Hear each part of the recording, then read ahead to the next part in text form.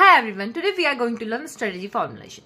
Strategy formulation का simple सा meaning होता है गोल को अचीव करने के लिए strategy banana. It is the process of developing a plan for a business or organization to achieve its goals. Steps होते हैं, 3 स्टेप्स इन्वॉल्व करते हैं स्ट्रेटेजी फॉर्मुलेशन में. फर्स्ट होता है strategic intent, then analyse the environment and third and last is integrate insight. सिर्फ 3 ही steps होते हैं इसके अंदर. तो पहले स्टेप में आप क्या करना चाहते हो. स्ट्रेटेजिक इंटेंट का मतलब ये है कि आप करना क्या चाहते हो.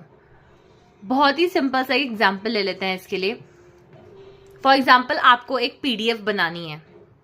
उन्होंने आपको बोला है बॉस ने कि आप एक पीडीएफ बनाओ जितना भी हमारा जो नया हम प्रोग्राम स्टार्ट करने वाले हैं for CSR like social corporate responsibility के लिए. तो आप एक पीडीएफ करो. तो हमारा स्ट्रेटेजिक इंटेंट हो गया कि मुझे एक पीडीएफ बनानी है. फिर मैं एनालाइज करूँगी इन्वायरमेंट को कि मेरे पे क्या क्या अवेलेबल है. लाइक मेरे को उसके लिए पिक्चर्स चाहिए होंगी और थोड़ा सा मटेरियल चाहिए होगा, वो सब अवेलेबल है कि नहीं है. फिर इंटीग्रेट इनसाइट का मतलब होता है एक जगह पर इकट्ठा करना. मैंने यहाँ पे इजी वे में भी आपको लिख के दे रखा है ताकि आप इजीली इसको समझ जाएं. आप चाहे तो उसका स्क्रीनशॉट भी ले सकते हैं. फिर हम सारी चीज़ों को एक जगह इकट्ठा करके एक पीडीएफ, यानी कि हमें एक पीडीएफ बन जाएगी.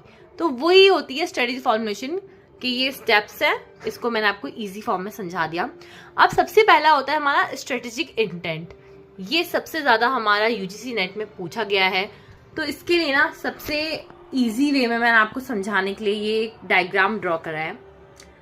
सबसे पहला होता है विजन, सेकेंड होता है mission, then business definition, business model, goals and objective. ये इसी फॉर्म में हमसे एग्जाम में पूछा गया था क्वेश्चन. और like what are the steps involve in strategic intent. तो आपको एज इट इज इनको लिखना है. ये आपसे पूछे गए थे कि सेम एक प्रोसेस पूरा का पूरा लिखो कि सबसे पहले कौन सा आता है फिर कौन सा आता है. तो आपको ये एज इट इज याद करने, और ये बहुत ही सिंपल भी है. जब आपके पास विजन होगा तभी तो आप अपना मिशन बना पाओगे.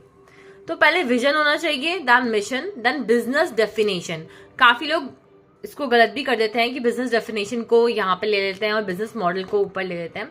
बट आपको याद रखना पड़ेगा फिर बिजनेस की डेफिनेशन आती है फिर बिजनेस मॉडल बनेगा. सिंपल सा है कि जब डेफिनेशन होगी तभी मॉडल बनेगा. विजन है तो मिशन है, डेफिनेशन है तो मॉडल है, at last goals and objective जो कि हम अचीव करते हैं.